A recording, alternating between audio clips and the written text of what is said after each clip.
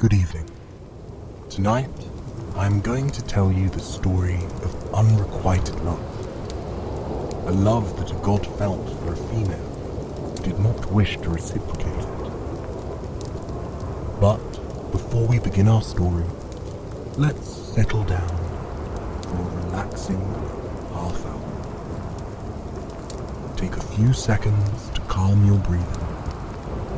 Allow your body to sink deeply into your mattress.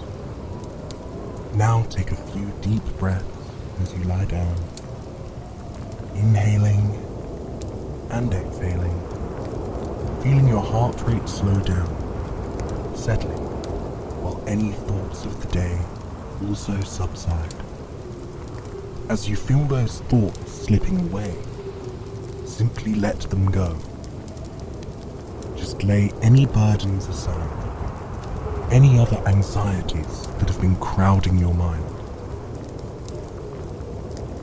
And now, imagine that you are in ancient Greece, a land between the sky and sea, a land where stories hold the key to our past and also to our future. A place where there are hundreds of stories to hear and to tell.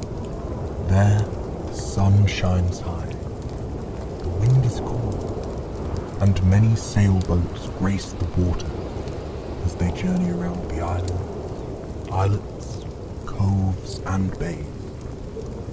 You too would surely like a trip to this historical land. And so, relax as you listen to this story. Are you ready now? Then let's begin. This story takes place a long time ago in ancient times, when humans and gods and goddesses, nymphs and magical creatures roamed our planet.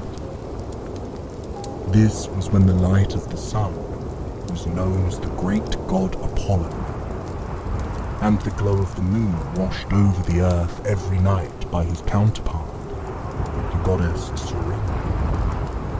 Apollo, the god of light, son of Zeus, had but one important duty: to drive a 4-horse chariot across the sky, to give light to all men, women, children, and living things. As he did so every day, Apollo would race his chariot from one end of the earth to the other, watching the world as it woke up beneath him every morning.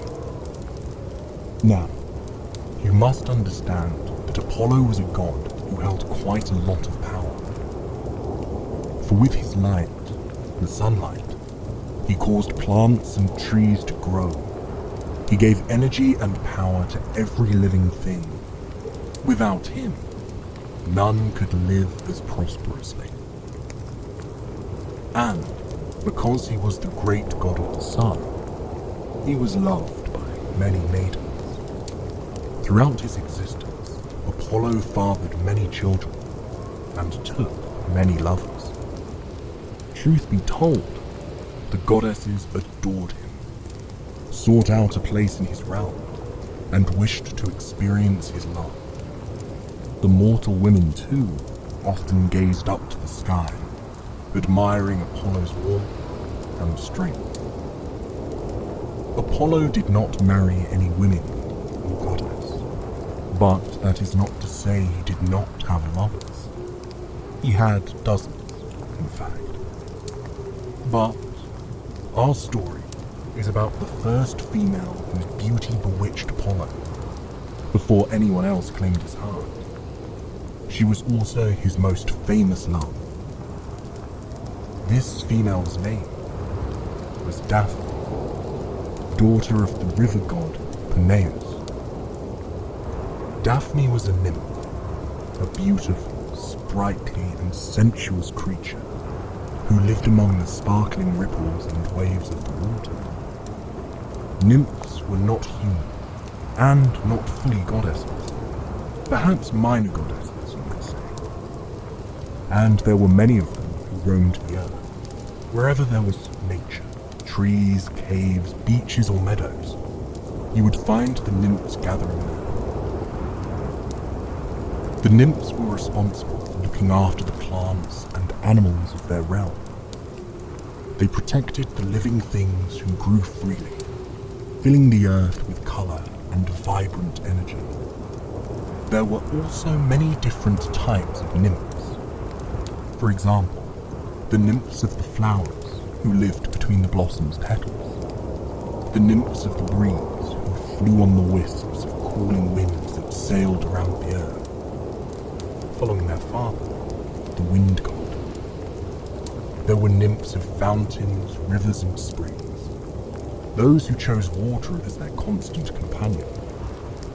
They were also called Naiades, the nymphs of trees and forests, whom some call Dryades.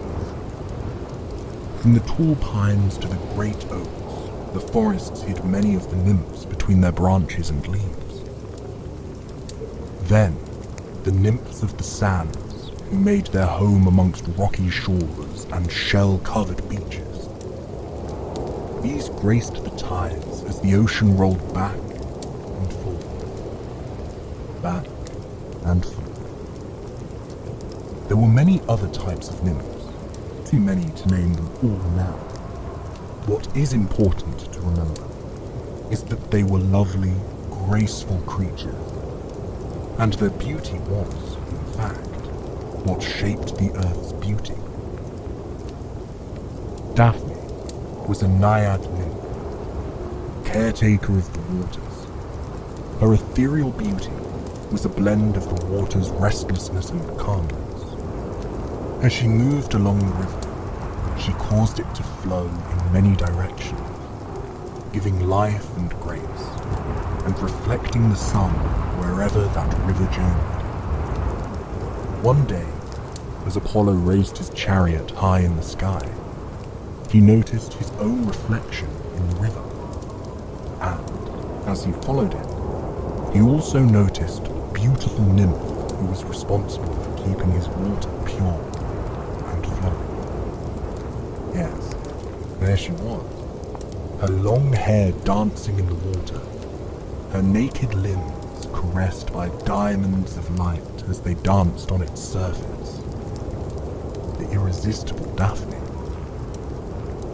Apollo had heard the other gods and creatures speak of Daphne and her beauty before, but this was the first time he saw her with his own eyes. He needed not even a full minute to decide that she was the most beautiful creature he had ever seen.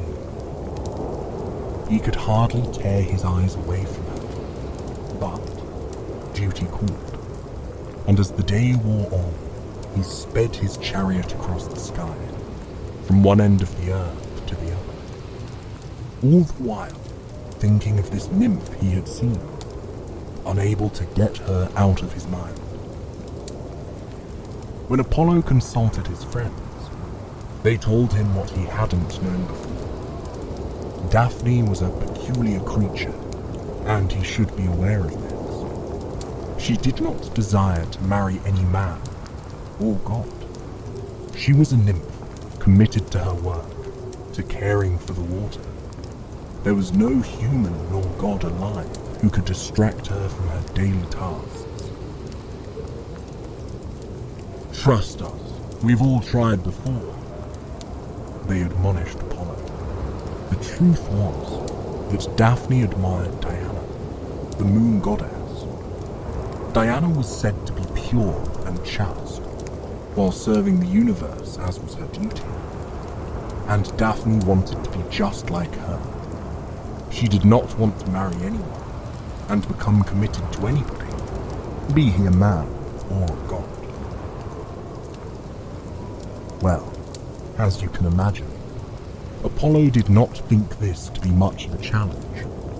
The next day, as his chariot passed over her river, Apollo called out to her. Daphne gazed up at the sun god. Showing off again, she said to herself. She continued swimming, continued ignoring him. And again, Apollo called out to the young nymph. "Daphne, don't you desire to ride with me in my chariot of fire?" he asked, but she paid no attention to him. Apollo tried to get Daphne to look at him day after day, but she could not be convinced.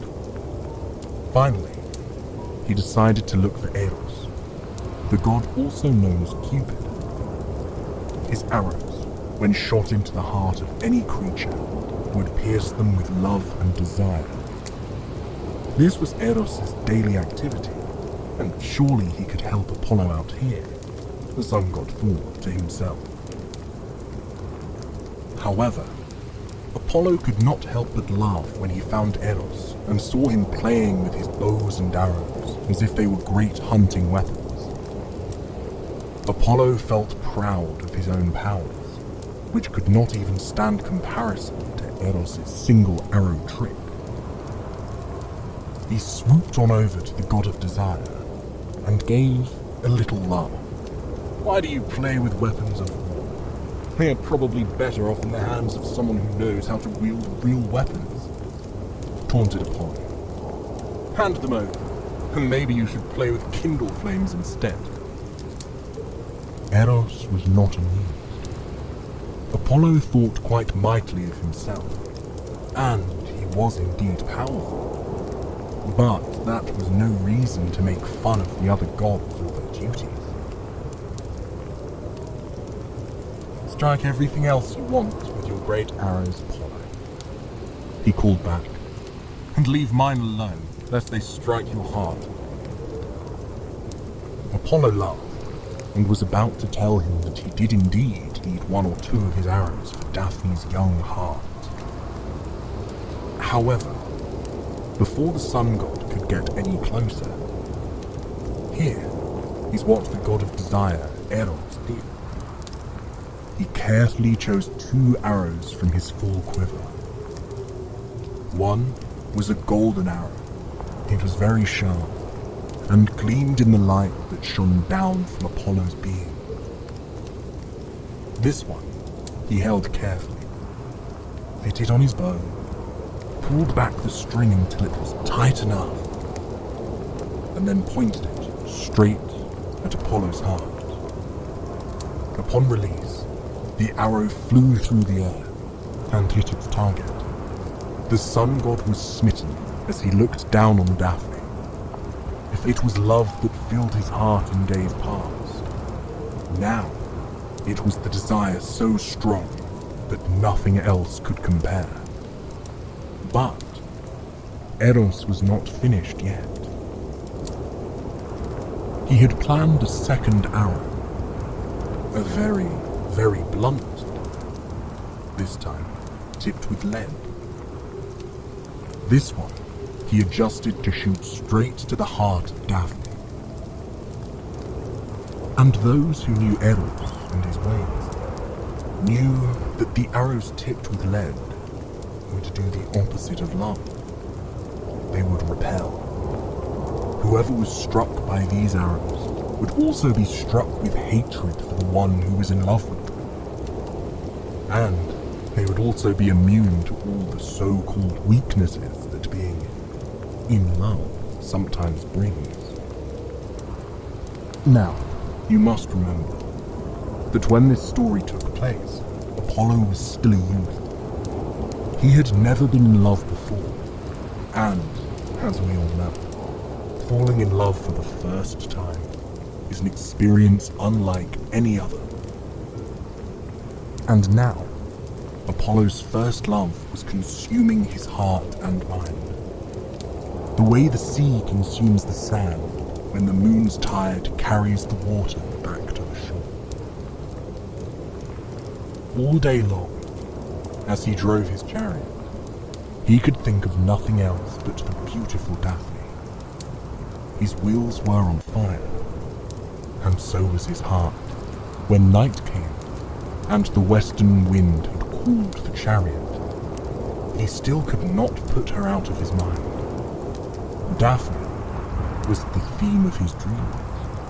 She ruled his thoughts as if a nymph could ever overpower a god. she never did fall in love with Apollo. For the arrow that pierced her heart was the one tipped with lead. Whenever he passed above her, she felt repulsed.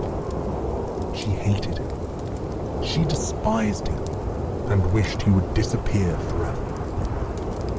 Of course, she also knew that without the light of the sun, darkness might overwhelm the world.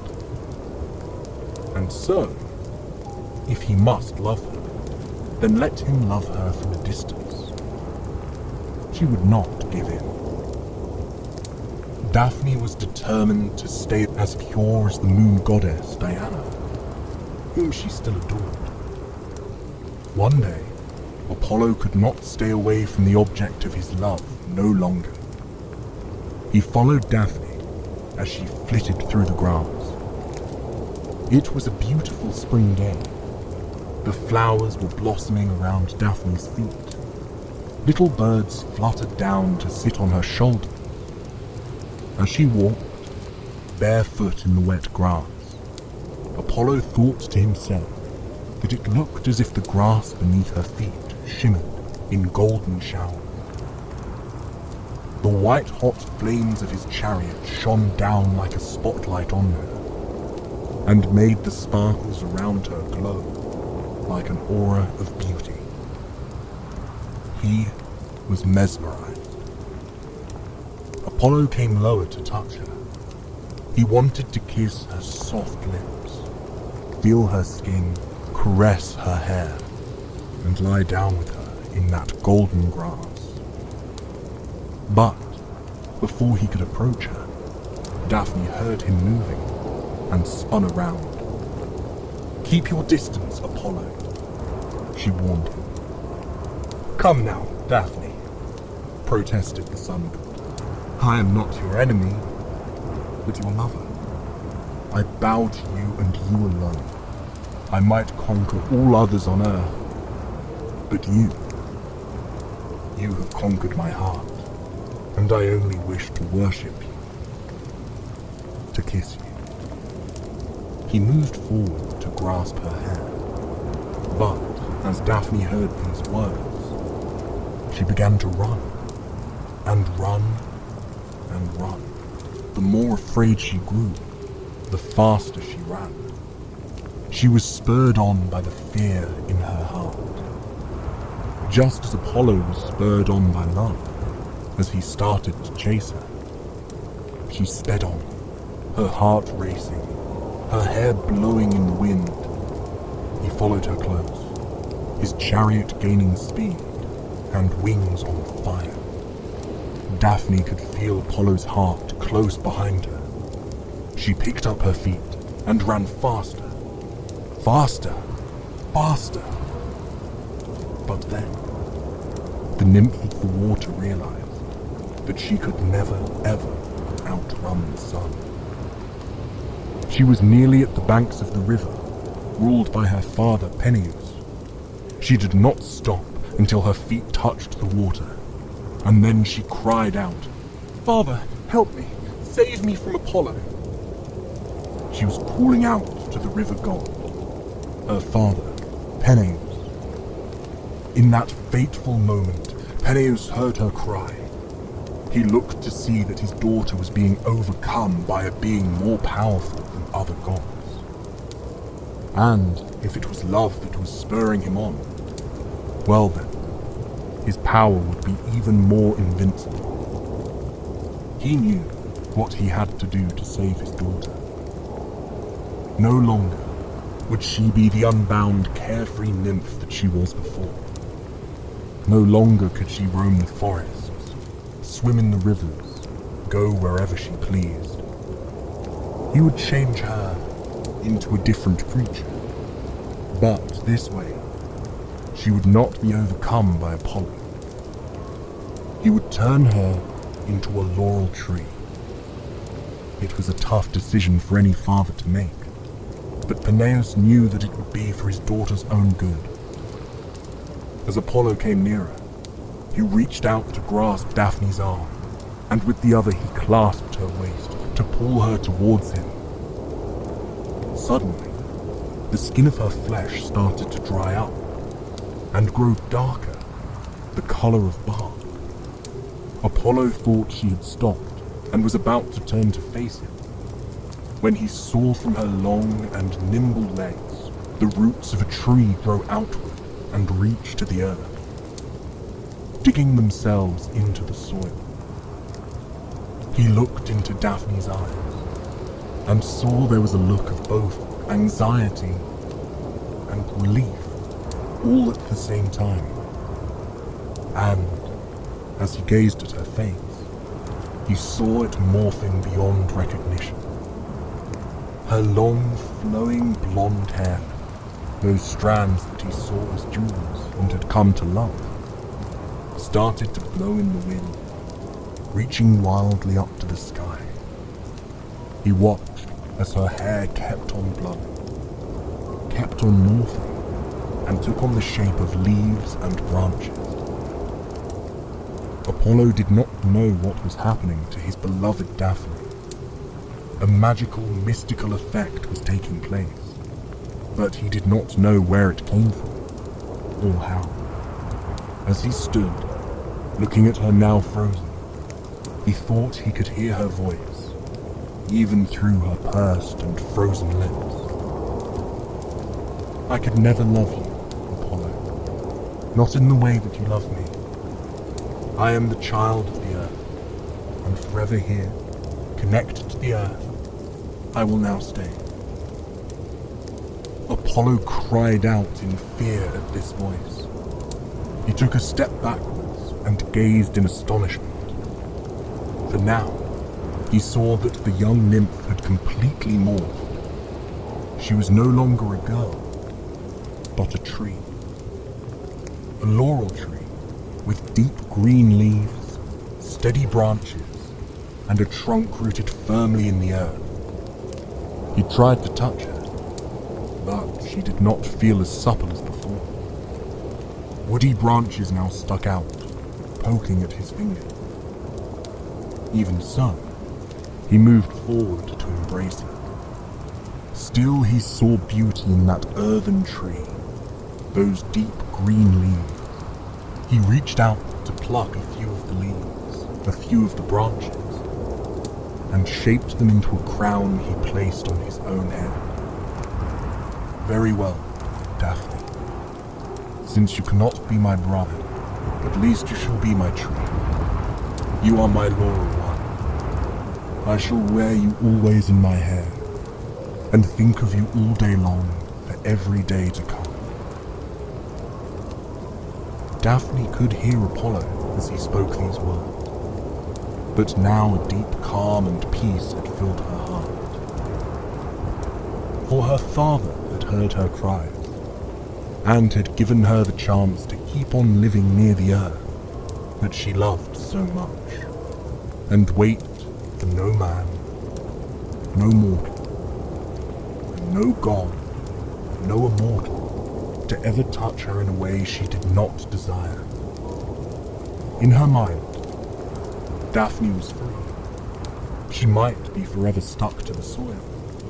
She might not have the freedom to move about as she once did. But this was the kind of freedom she knew how to treasure. This way, no other creature could ever own her.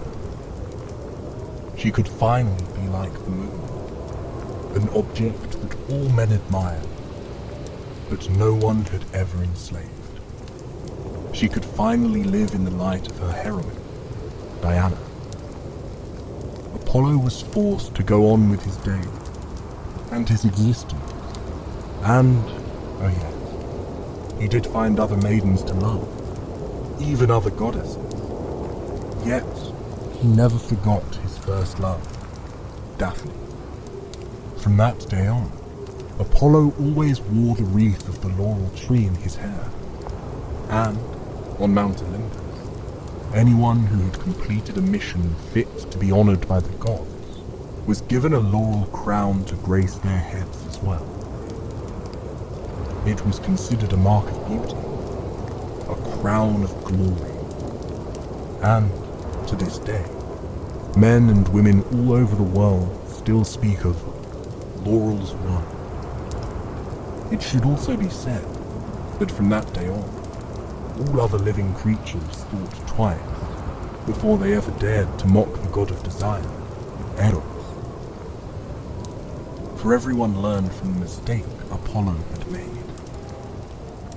In the land of ancient Greece, every 4 years, a laurel wreath was given to the winner of the Pythian Games, a competition held to honor the sun god, Apollo. Thank you for joining me for this story on Soothing Pod. I do hope that when you find your true love, it will be reciprocated to you in the way that you wish for. Good night, sweet dreams, and until next time.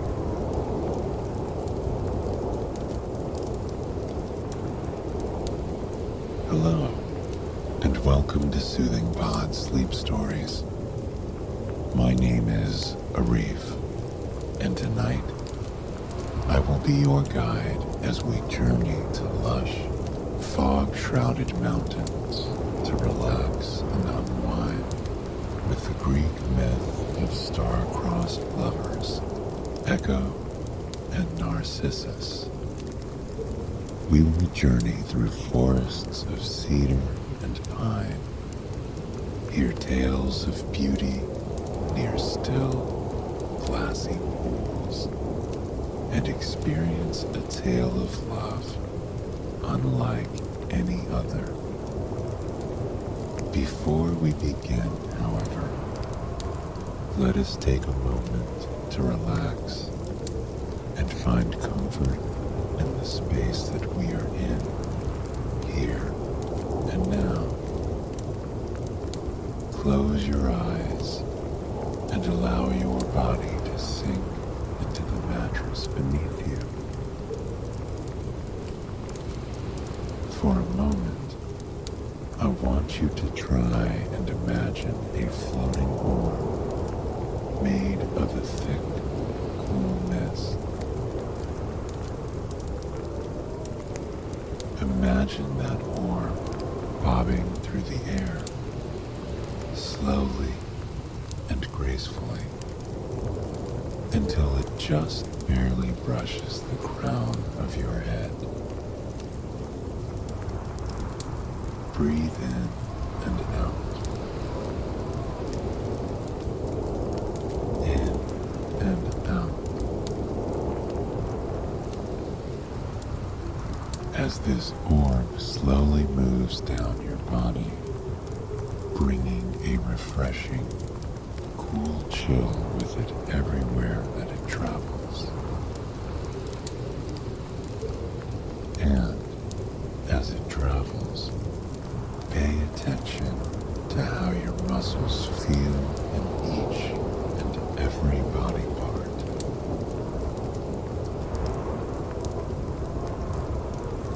As the orb of fog brushes down your arms, turn your attention to the muscles there. With that gentle touch of that orb, feel your hands, arms, shoulders, and wrists relax and unravel, sinking deeper into the mattress than you thought possible. Feel the mist travel to your chest and rest there for a brief moment, filling your lungs with fresh, cool air. As the comforting fog envelops you, let the tension of the day melt away into the room around you. Feel as the heaviness in your heart evaporates, becoming part of that orb of fog. Feel as your lungs open up more and more, allowing you to breathe more slowly deeply. Follow the orb of fog as it travels down each leg, starting at your hips, then your knee, and finally your feet. Feel as your knees unlock and settle into a comfortable position. Feel as any aches or pains in your joints dissipate, like they were never there to begin with. And with this tension melting away, feel your whole body enter a new state of relaxation. The peaceful little orb hovering over your head slowly unfurls, blanketing your room in a soothing layer of snow-white fog, like a cool, serene sauna just for you. Now that we have taken the time to unwind and find comfort in the space that we are in, here and now, let us begin our story. The mountains deep within the countryside, were said to be some of the most beautiful in all the land. They were peaceful mountains, miles and miles from the nearest town. You could not hear the laughter, nor talk of men when you disappeared into its evergreen groves, sat by its still waters, or laid your weary head in its fields, flourishing with wildflowers. It was a place to escape, a place of respite where nothing in the outside world mattered, a place where no one would find you if you simply wanted to go somewhere and be without bringing the expectations of others along for the journey with you.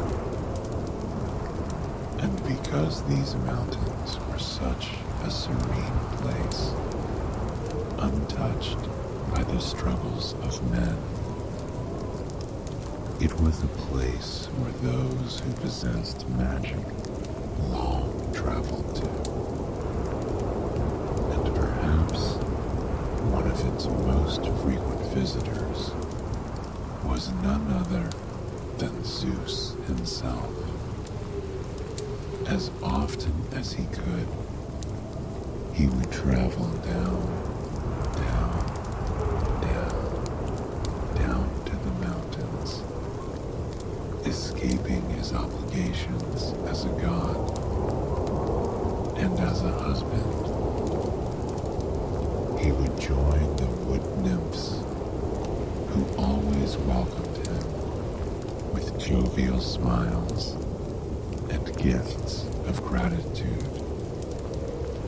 They would embrace the god the moment he set foot on the mountain, and would introduce him to the peaceful, joyful life that they all lived.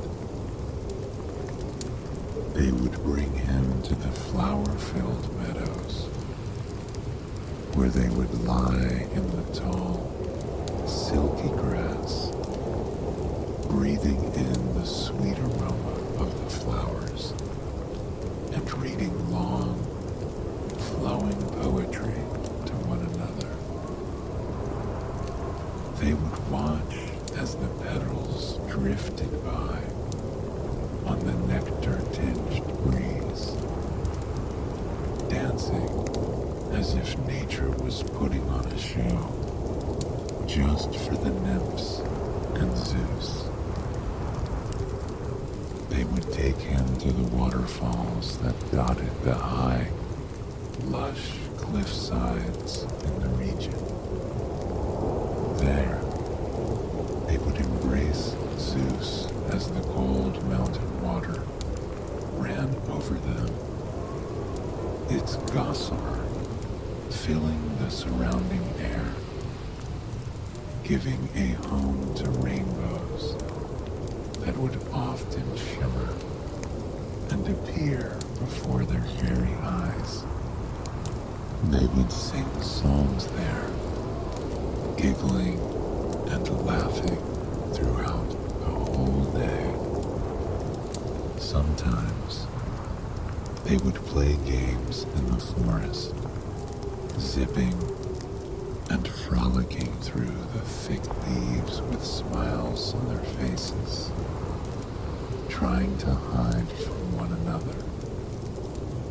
But truly, there was only one person they needed to hide from, and that was Hera, the wife of Zeus.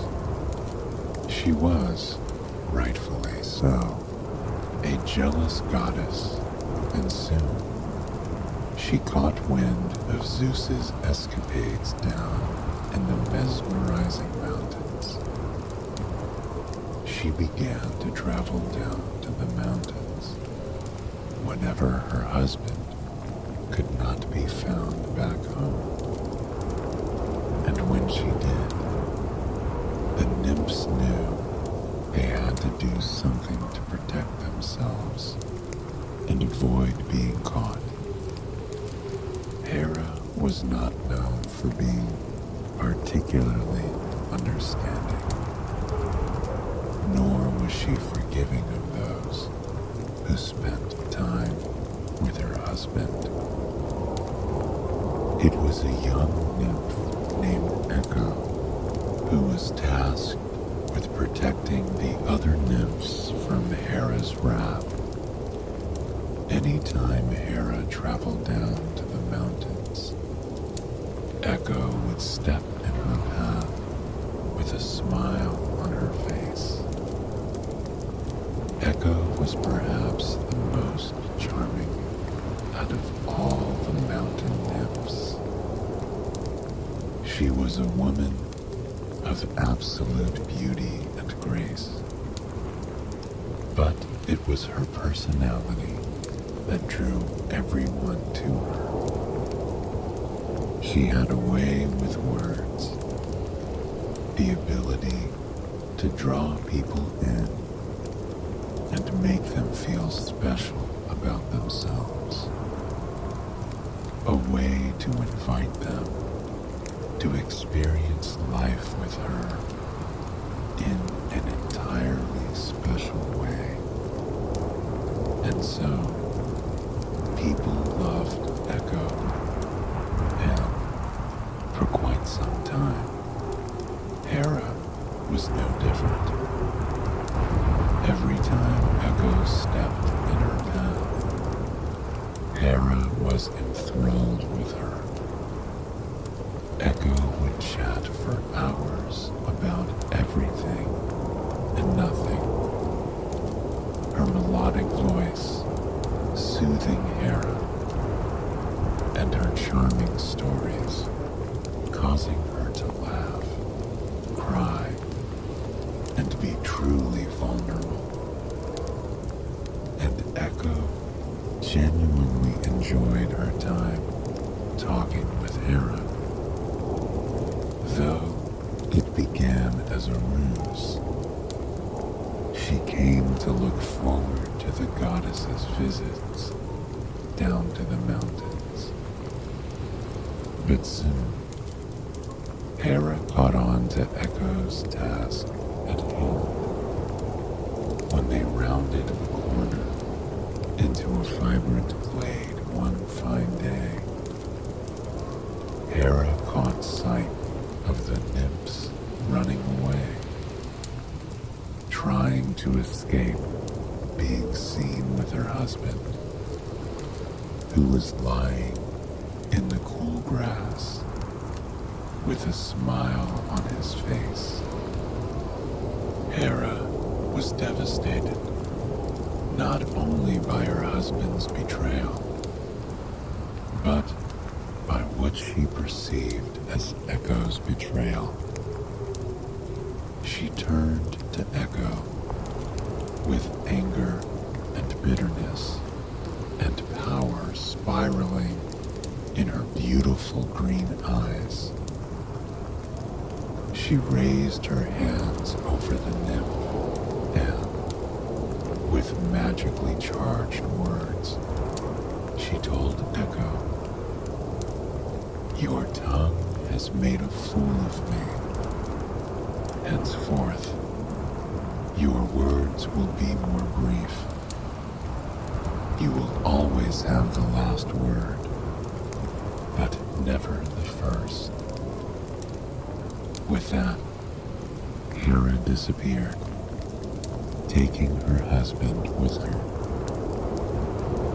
Echo felt something shift inside her chest, like a piece snapping out of place and forever getting lost.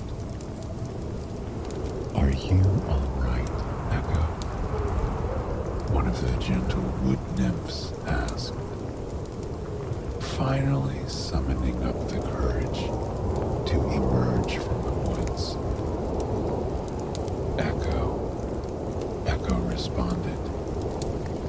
She blinked in surprise, placing a soft finger to her chest, wondering how words she hadn't intended to say had sprung from her lips. "Echo, what is the matter?" another wood nymph asked. She laid a hand on Echo's cheek, looking into her eyes with sincerity and concern. "The matter," Echo replied. The wood nymphs all came around her, wanting to aid their friend. It was then that they realized what Hera's curse had meant. Echo would never be able to say anything except for the final words that came from another's lips. There was a period of mourning then. The other wood nymphs longed for Echo's tales and stories. They missed her beautiful singing and the charming way she spoke of the beautiful world around them. On occasion, the nymphs would gather by the very waterfalls that they had once bathed with Zeus, and there they would sing, softly and slowly, taking it word by word, so that Echo could sing along with them. They would do this for hours, simply to have the opportunity to hear her beautiful voice echo off the canyon walls and dance between the trees once more. For quite some time, life carried on as usual, though Echo missed expressing herself in singing. She tried to find peace and comfort in her life in the mountains. She still collected flowers and danced with her friends and slept by crackling bonfires under starry night skies. This went on for months and months, until memories of her life, while she still had a voice of her own, were faint.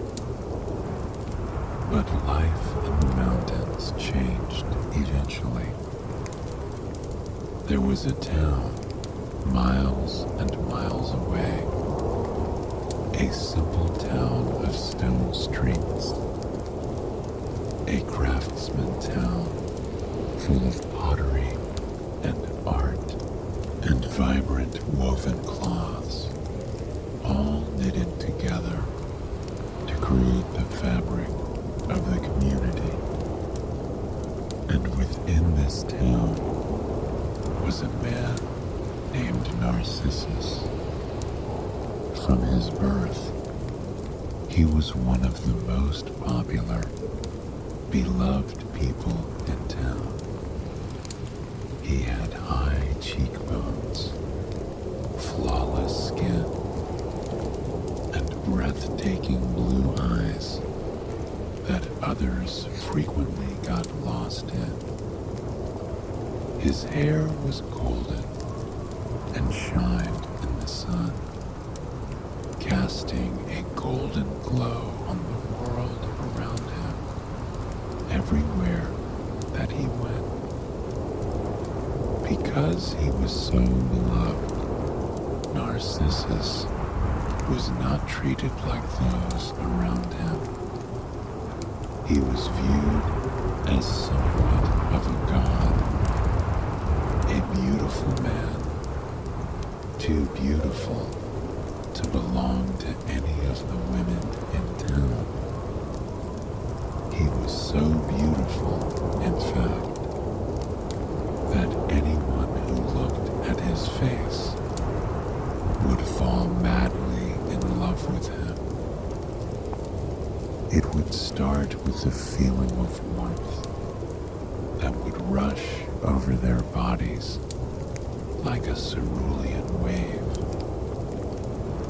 The rest of the world would fade away as they gazed upon his face. There were no other people, no words, no music, no breeze whispering through the trees next to them. All that existed was him, the beautiful boy with the golden hair. Their hearts would begin to beat in pace with his, as if they were tied together now, meant to be with one another. But because every woman in the town was in love with him, Narcissus did not know true love. He felt too high and mighty, too narcissistic to love anyone but himself. And so, he lived a lonely life, surrounded by people who were infatuated with him, but would never truly know him. One day, the men in this town decided it was time to traverse to the mountain far, far in the distance.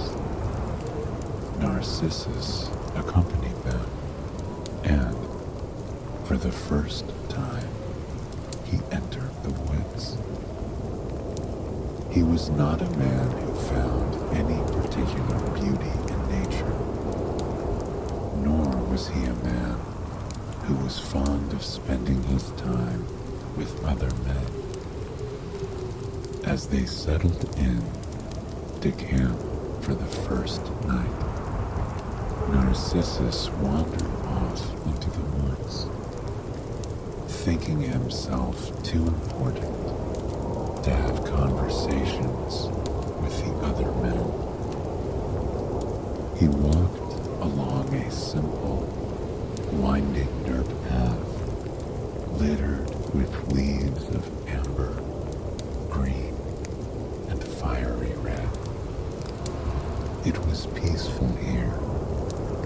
The birds chirped overhead, even louder though they, too, could see his beauty. It wasn't long before Narcissus realized that he was lost. The path had disappeared from beneath his feet long ago, and he was in the center of the lush forest with nowhere to go. Little did he know, he wasn't alone. In a grove of trees nearby, Echo caught sight of him. It was the first time the forest had ever had visitors aside from Zeus and Hera. And she found herself wondering what this could mean for her future and the future of the mountain. She brushed leaves aside as she made her way toward the man. She could only see him from behind, but what she saw made her heart stop. He had a muscular build with soft, woven clothes that clung to his skin. Sunlight filtered through the trees and lay across his strong back, casting patterns that moved as he did. Unable to speak to him, she followed behind him for quite some time, simply watching in peaceful silence. He seemed frustrated as he wandered through the woods. And as afternoon began to sweep its cold hand over the forest, a mist laced through the trees around him. He looked almost like a painting, a man alone in the woods, standing in a grove of trees and surrounded by a thick blanket of fog. For a moment, Echo sat next to a tree and simply breathed him in, observing him like the piece of art that he was. And it was then that he turned toward her. She was obscured by a lush juniper bush sprouting from the ground before her, but peering through the fragrant branches, she could see him. As his eyes swept in her direction, and as she took in his face for the very first time, life as she knew it changed.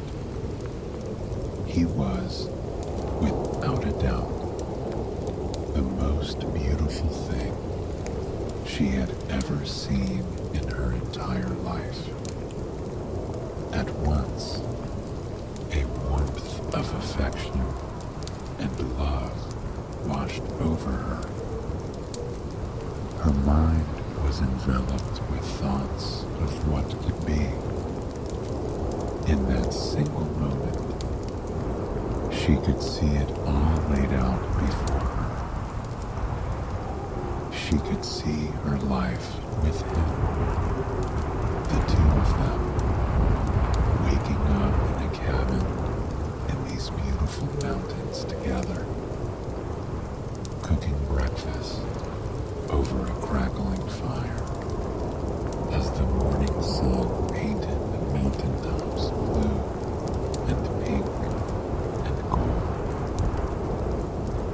She could see them eating their breakfast, wrapped in one another's arms as the birds began to rise from their nests. She shaking off their slumber and singing their words to awaken the rest of the world. She could see them wandering through the woods together every day, stopping by gentle streams to bathe together in the cool mountain water, standing beneath waterfalls and laughing as they held one another under the slowly cascading water. She could see them lying in fields of wildflowers, his strong hands weaving a crown of flowers just for her head. She could see them curling up in bed at night, their fingers intertwined as they watched the stars sweep across the night sky. They would listen to the sounds of the forest falling asleep, the crickets chirping into the night air, the wind whistling through the leaves just a bit louder, the jackals and foxes howling in the far distance, singing a song of their own to the crystal clear night air. And as she saw all of these scenarios in her head, she fell more and more in love with each fantastical moment. She shook this dreamy facade from her head, returning to the reality at hand. Narcissus was walking away from her now, continuing his journey through the forest. She felt a tug at her heart, as though the universe was telling her she needed to be with him. Blindly, with only him in her view, she followed him deeper and deeper into the woods. With every quiet step she took over the beautiful forest floor, she fell more and more in love. She felt as though she knew him, as if she knew the story of the spring in his step, knew the reason why he always kept his right hand clasped at his waist, knew the reason he paused to brush his hair back and smiled ever so slightly every time he did so. This continued for several hours. Narcissus was lost, and yet he had utter confidence that this challenge was not too much for him. He felt that he could find his way back home with ease. After all, he was Narcissus. And as those hours dragged on, Echo followed. But the more time passed, the more careless she became of concealing herself in the trees. The love she had for this man was so overwhelming that it seemed her body had no room for anything else. Finally, Narcissus stopped for the night. He had an inkling that there was someone in the woods with him, but he did not fear. He settled down at the base of a beautiful willow tree, making his home glowing tendrils. Echo settled nearby, nesting in the branches of a gnarled lilac bush with heavy flowers that peppered the grass at her feet. She could see him from there in her fragrant hideaway. She watched as he lit a fire for the night. As the sparks emerged into the dark night air, she felt as though the breath had been sucked from her lungs. The warm glow of the fire illuminated his face, making him look even more beautiful. He was ethereal, like an angel the gods had placed upon the earth just for her. It was almost unbearable how perfect he was. Echo longed to kiss his plush lips, to hold him close, to run her hands through his golden mane and whisper poetry into his ear. Had she not been cursed, she would have approached him hours ago. But the fear of her curse driving him off was sowed deep within her, just as Hera had hoped all those months ago. That night, as Narcissus slept, Echo crept a little closer to him, desperate to get more of a look at this angelic man. She watched in awe as his chest rose and fell, rose and fell, rose and fell, rose and fell. And with each breath he took, she felt more enamored with him.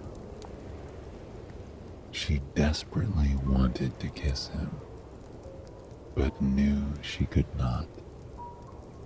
Instead, she placed some lilacs by his head and returned to the bush, hoping that the gift would be well received.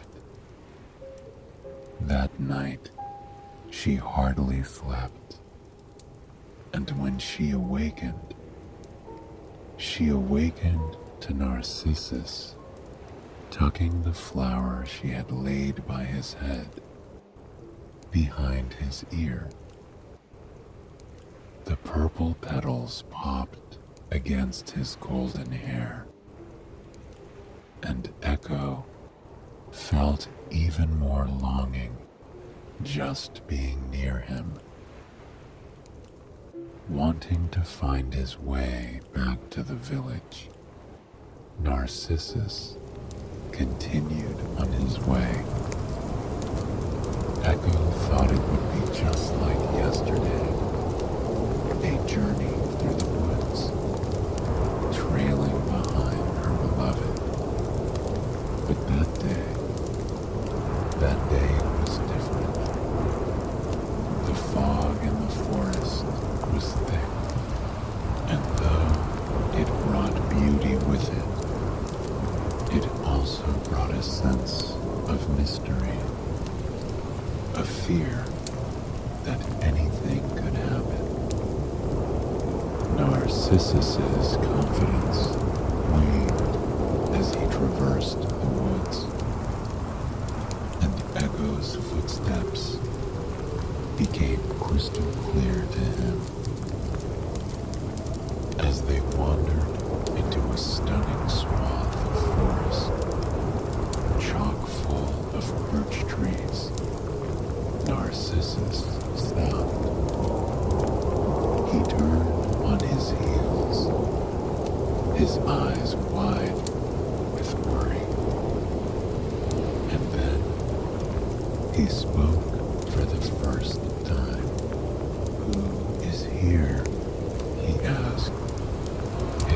voice wavering in the slightest. Echo clung to those 3 words in utter awe. Even his voice was beautiful, like melodic poetry. She hid behind a nearby tree, her heart thrumming against her ribcage as she took in the sight of her beloved. "Here," Echo replied. Her words were bright and airy, fueled by the overwhelming love and affection she had for Narcissus. Narcissus looked around in confusion, but there was a spark in his eyes. Echo's voice, even though controlled by the curse, was just as beautiful as it always had been. "Who is here?" he asked again. His words were stronger this time, tinged with more curiosity than fear or concern. "Here," Echo chimed again. She wrapped her hands around the bark of the birch tree before her, wishing that it was Narcissus she could hold instead. "Who are you?" Narcissus called out. "Come to me." He began to tiptoe around the woods, looking in bushes and behind trees in search of the mysterious source of the voice. Echo tiptoed around him, keeping herself hidden the way that only wood nymphs can. "Come to me," she sang. Narcissus grew frustrated with this game. He settled into the center of the forest, his arms crossed over his chest as he glanced around, eyes narrowed. He thought perhaps it was the forest playing a trick on him. He had read stories of creatures in the woods tricking people. So, eager to get to the bottom of it, he called out once more. "Who are you? Let us meet." The last 3 words set Echo's heart ablaze. Her love, the man she had been following for a day now. He wanted to meet her. He wanted that future with her. The cabin in the woods, breakfast over a fire as they watched the sunrise paint the landscape around them. Lazy days beneath waterfalls, laughing and singing in one another's company, sleeping beside one another every night. Echo couldn't endure living in the fantasy on her own anymore. She burst out from her hiding place, her arms outstretched, ready to embrace the love of her life. "Let us meet," she cried, smiling from ear to ear. She was overjoyed that he finally wanted to meet her. She had never felt so happy in her life. But Narcissus was shocked to see the nymph. As her arms wrapped around him, he pushed her away in shock. At home, no one dared to touch him. terrified, he snapped at her. "Take off your hands. You shall not fold your arms around me. Better death than such a one should ever caress me." Echo stood in the forest before him, crestfallen. "Caress me," she replied against her will. Distraught at his rejection, Echo disappeared into the forest, leaving a trail of tears in her wake. She found her way to a cave high in the mountains, a lonely place where she could drown in her sorrows over her lost love and reflect on what her life had become. Had Narcissus not been a cruel man, he might have learned to love Echo. And had Echo not been cursed, she might have shown Narcissus how to love another. But fate was often unkind to the Greek gods and goddesses and nymphs that came before us. Narcissus wandered through the woods, distraught by his strange encounter. It was there that he discovered a pool of water that seemed to glow in the sunlight. It was undisturbed. Not a single animal drank from the cool water. Not a single leaf had fallen upon its glassy surface. Narcissus lowered himself down to take a sip of the water. And as he did, he saw the most beautiful sight before him. It was a man with high cheekbones and brilliant blue eyes. A man of beauty and grace. A man that looked as though he had been carved from marble for the gods themselves to enjoy. And it was at that moment that Narcissus fell deeply, madly in love. He was spellbound by this man in the water. This man he had never seen before. He leaned down, trying to kiss the man, only to realize that it was his own reflection. But love is strong, and love for oneself can be one of the strongest loves on earth. Narcissus lay by the water in a trance for days on end, enamored with his own reflection. As more and more time passed, he wasted away until one night he disappeared. In place of his body grew a breathtaking flower. A flower with a golden center and stark white petals that reminded the nymphs of the snow.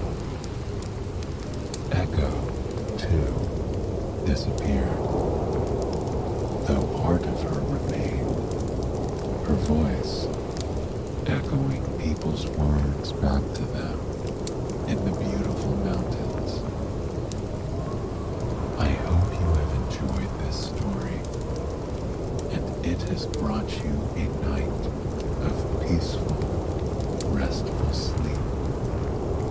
Please join me again tomorrow for another sleep story. Until then, sweet dreams.